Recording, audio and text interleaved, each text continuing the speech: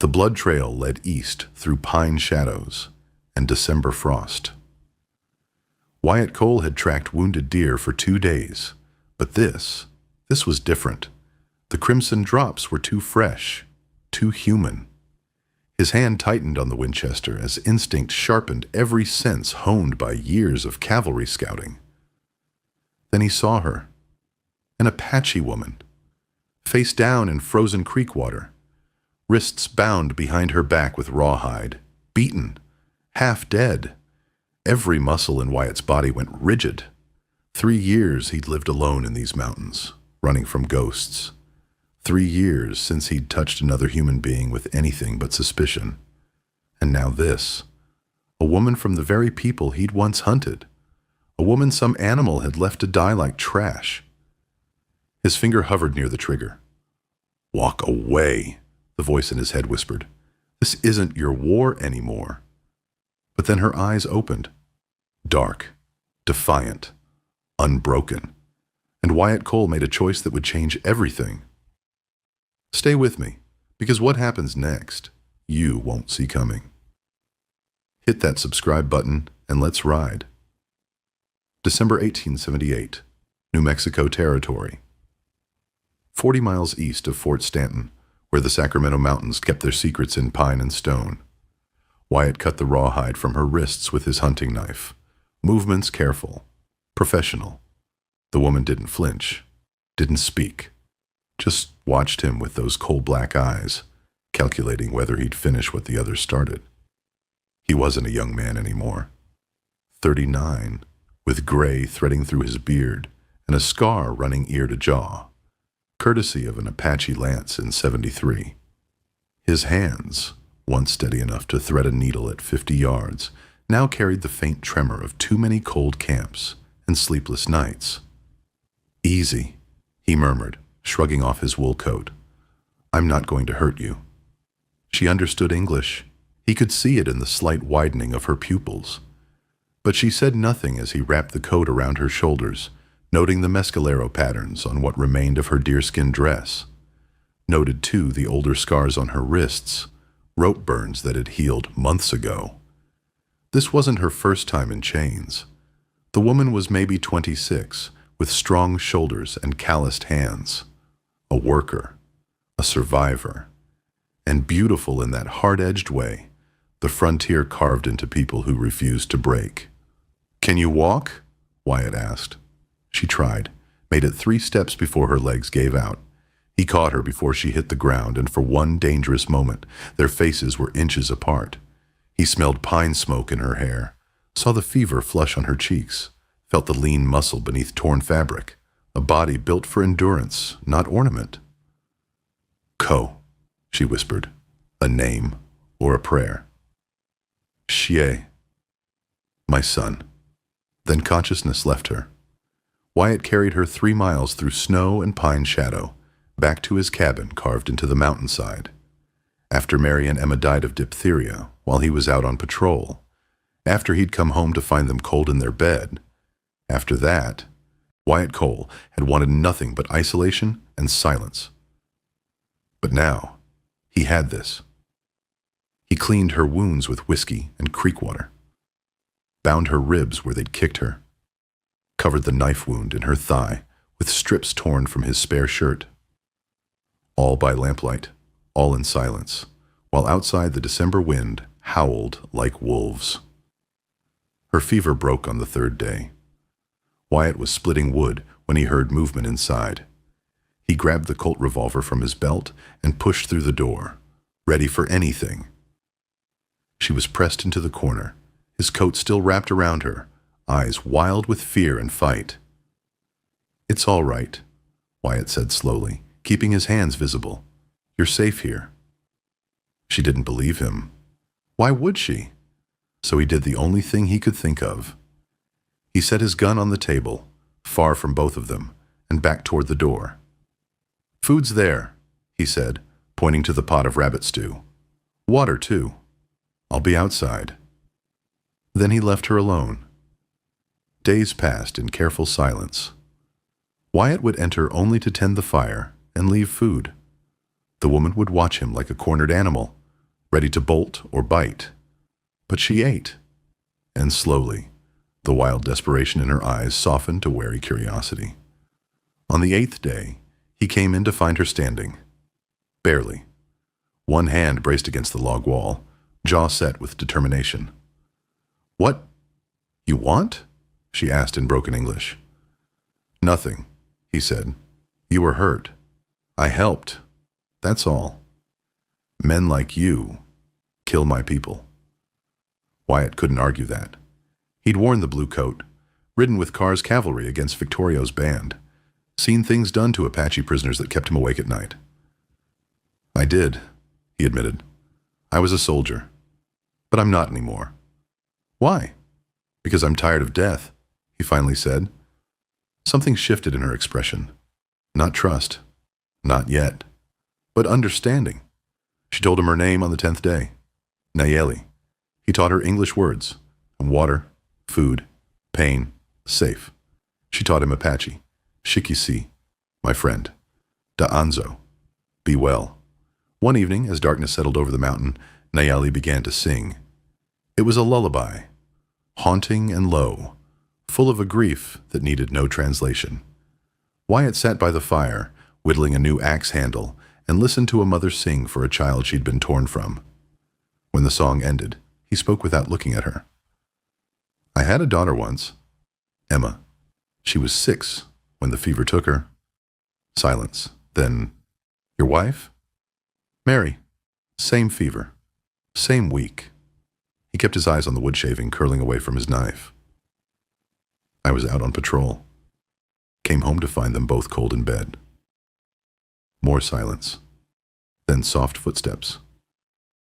Nayeli sat across the fire from him, wrapped in a blanket. In the firelight, her face was all plains and shadows. High cheekbones, strong jaw, eyes that had seen too much. She reached down and drew something in the ash with her finger. A stick figure man. A smaller figure. A child. "Co," she said softly.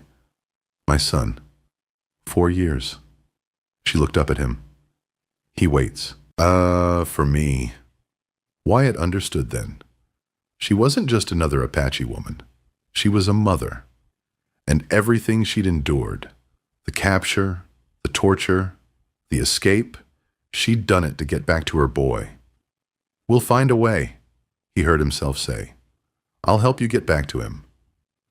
The look she gave him could have melted snow. 17 days after he'd found her, Wyatt rode down to Lincoln for supplies. In the saloon, he heard 2 men talking at a corner table. "Pettigrew's offering $200 for that Apache bitch. Says she knows where the Mescalero band's hiding." Wyatt's hand tightened on his glass. "Where's Pettigrew now?" "Heading back up to the Sacramento range." Wyatt left his whiskey unfinished and rode hard for the cabin. He arrived after dark. Nayeli had a fire going, and the smell of roasted rabbit filled the small space. She'd prepared a meal. His rabbit, but seasoned with wild herbs she'd gathered. Apache style. They ate in comfortable silence. Then Nayeli broke it. "Why you save me?" Wyatt set down his tin plate. "Because I couldn't let you die. White men kill my husband. Fort Stanton. 2 years passed." Her English was getting better. "Why you different?" "Maybe because I'm tired of being part of that story." She stood, moving with that unconscious grace he'd noticed. She crossed the small space until she stood close enough that he could see the firelight reflecting in her eyes. "You..." She reached out, hesitated, then touched the scar running down his face. "You hurt too." Her fingertips were warm. Wyatt's breath caught. "Apache Lance," he said. 1873. My husband. White soldier. Bullet. 1877. She held his gaze. "We both have scars." They were standing so close now. Close enough that Wyatt could see the pulse beating in her throat, could smell pine smoke and sage in her hair. 3 years. 3 years since he'd touched a woman. 3 years since he'd wanted to.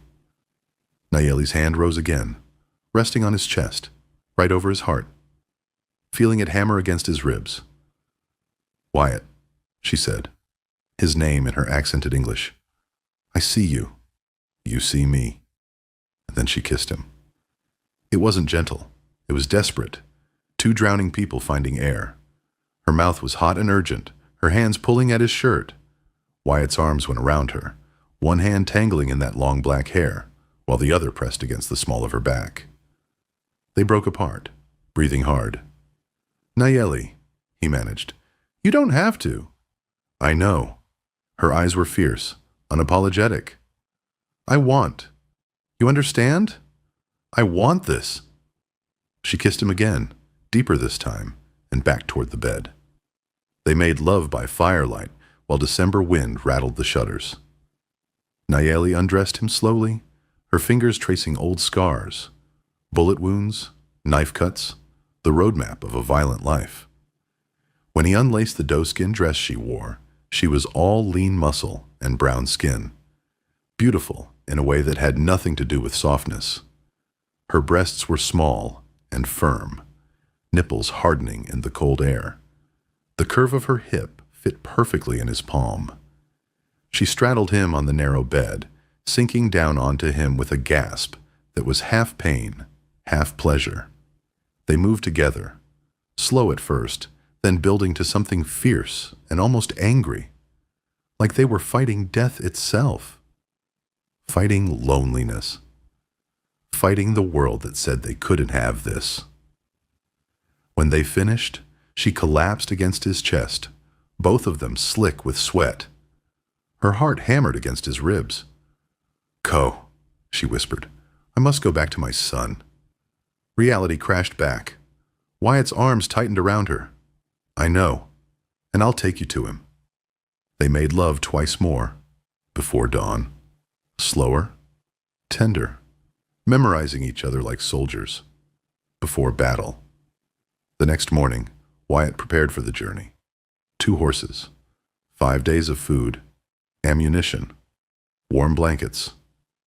"The men who took you are looking," he told Nayeli.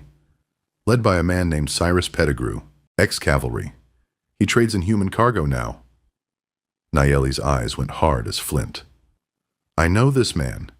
He is the one who—" She touched her throat, where faded bruises still showed. "Then he'll try again.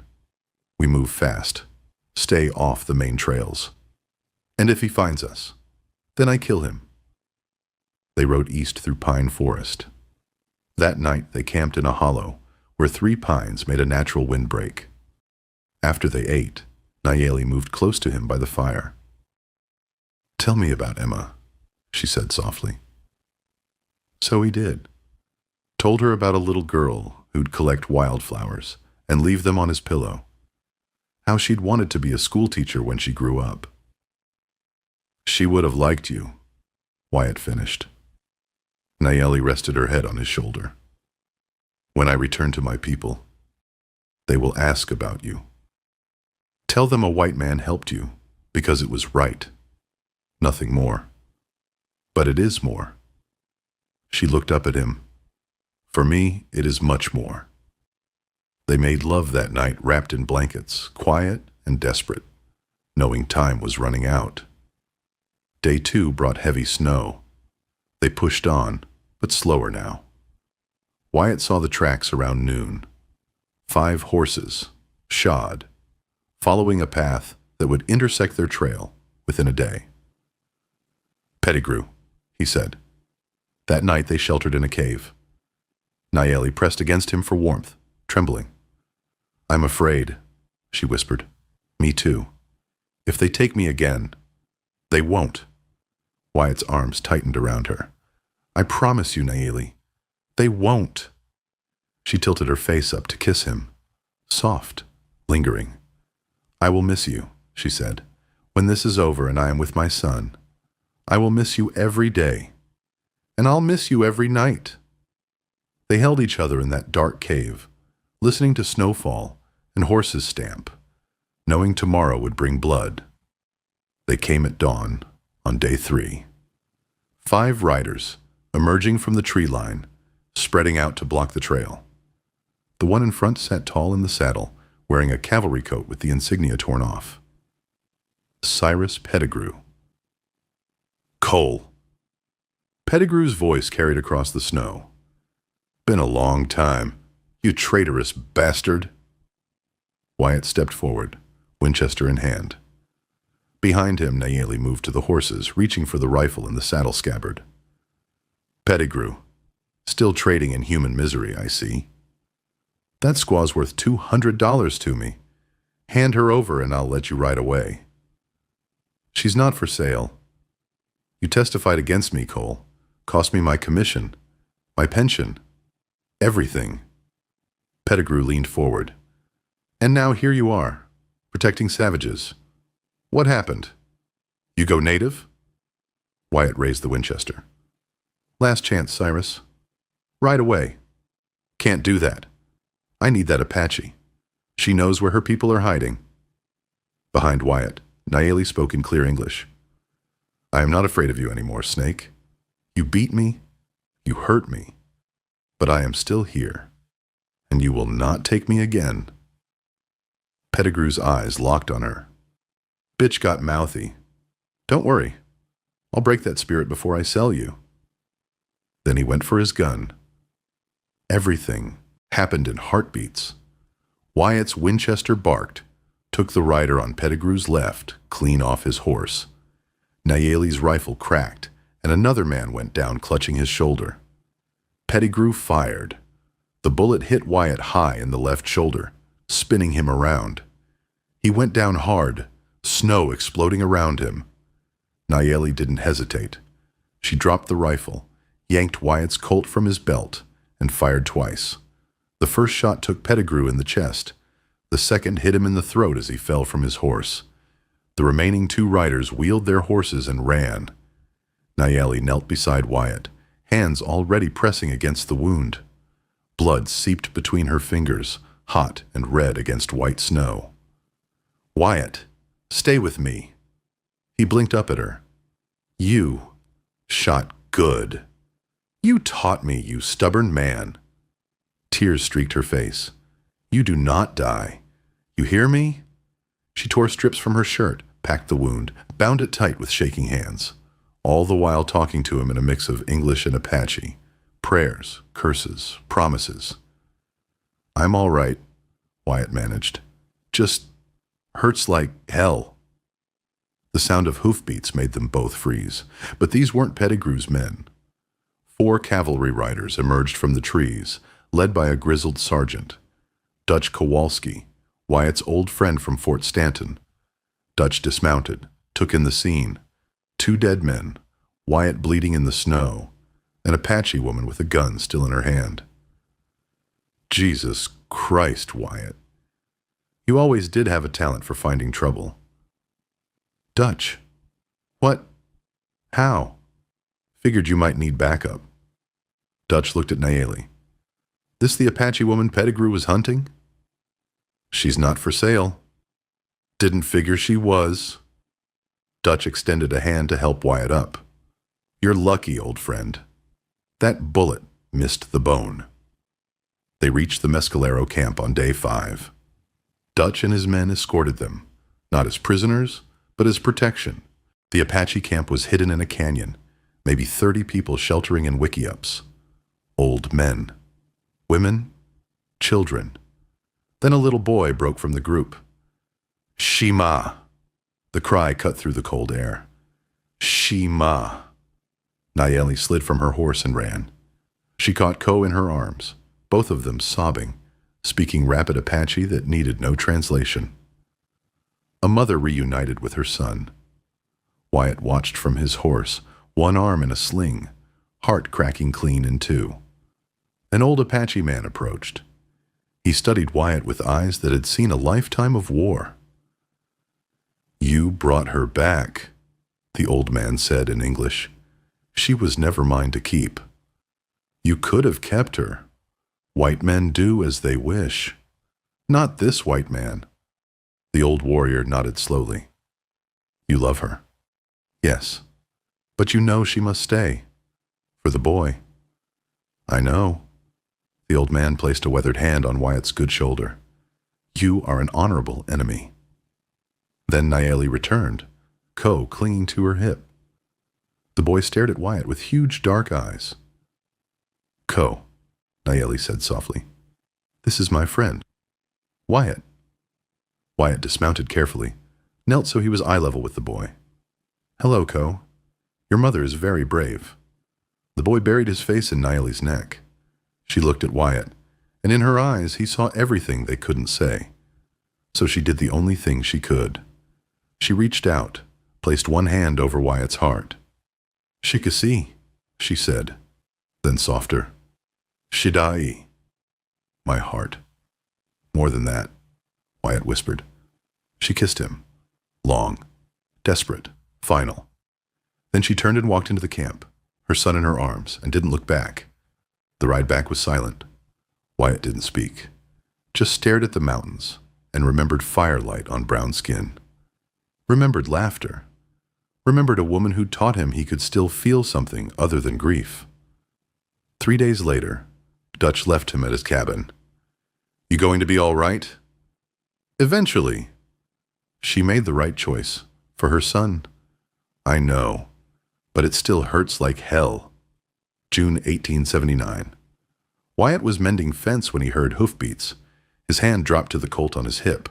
Old habits. But then he saw her. Nayeli.